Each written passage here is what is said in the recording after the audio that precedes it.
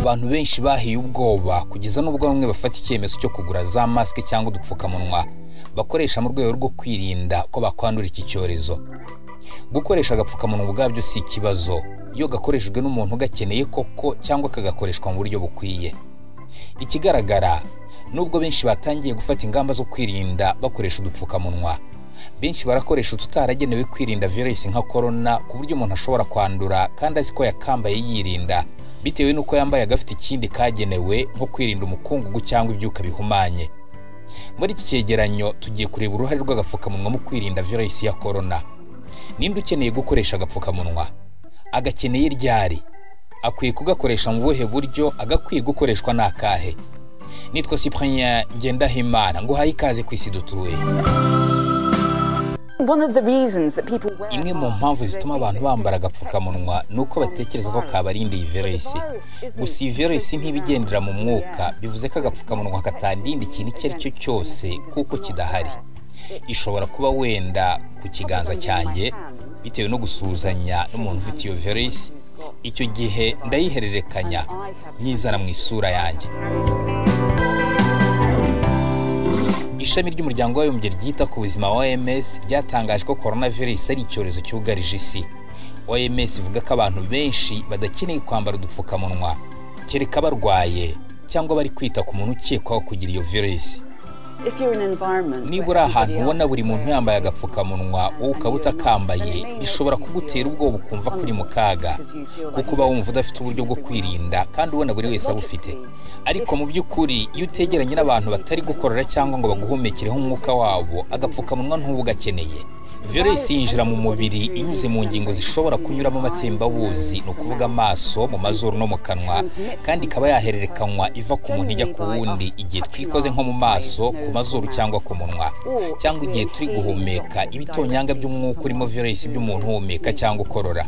Uburyo bwiza ku bantu bwo kwirinda coronavirus n'izindi virusi zandurira mu myanya y'ubuhumekero ni ukwitwararika no gukaraba intoki, ku buryo ukaraba intoki n'amazi n'isabune cyangwa ugakoresha alcohol yabugenewe mu gihe udafite amazi n'isabune, by'umwihariko igihe utekereza ko waba wahuye n'umuntu urwaye, wanyuze nk'ahantu hahurira abantu benshi cyangwa ugakora ahantu abandi bantu bashobora kuba bakorakoye.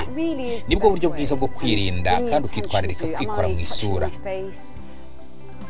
Kimwe mu bibazo bishobora kuba iyo hari abantu benshi badakeneye udupfukamunwa bari kudukoresha cyangwa bakatugura ku bwinshi batadukeneye, bituma tubura abadukeneye bya nyabyo ntibatubone, nk'abantu bakora mu nzego z'ubuzima baba barwana urugamba rw'imbere mu guhangana n'iyi virusi no gufasha abakekwaho kuyandura cyangwa bamaze kuyandura. Abantu benshi ntibakunze kuzahazwa n'iyi virusi. Ku bantu benshi usanga ari uburwayi bworoheje, bijya kumera nko kugira inkorora isanzwe cyangwa ibicurane. Abantu bakuze bafite ibindi bibazo by'ubuzima nibo bakunze kujya mu kaga. Byumvikane ko udafite impamvu yo guhangayika ugura udupfukamunwa. Ngibi ibyo wamenya ku bijyanye n'ikoreshwa ry'agapfukamunwa. Gusa ikindi wamenya nuko niyo gakoreshwa rimwe gusa mu rwego rwo kugira isuku.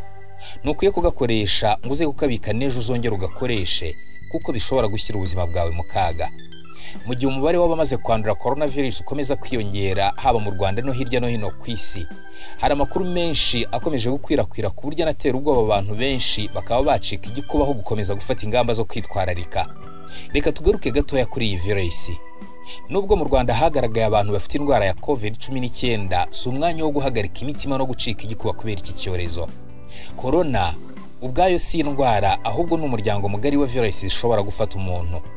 COVID-19 niryo zina ryahawe indwara nshya iterwa n'iyi virusi mu muryango w'amakorona. Kugira ngo byumve neza, reka dufate urugero kuri sida. Abana batoya kandi ko 2% by'abamaze gufatwa nayo ari abafite munsi y'imyaka 18. Kwirinda iyi ndwara bisaba gukaraba intoki n'amazi meza n'isabune, ugakaraba nibura amasegonda ari hagati ya 40 na 60, cyangwa ugakoresha imiti yica za mikrobe. Kwirinda kujya hari abantu benshi cyangwa ukambara agapfukamunwa igihe wegeranye n'abantu benshi, ndetse no kwirinda gukorakora ahantu hakorwa n'abantu benshi.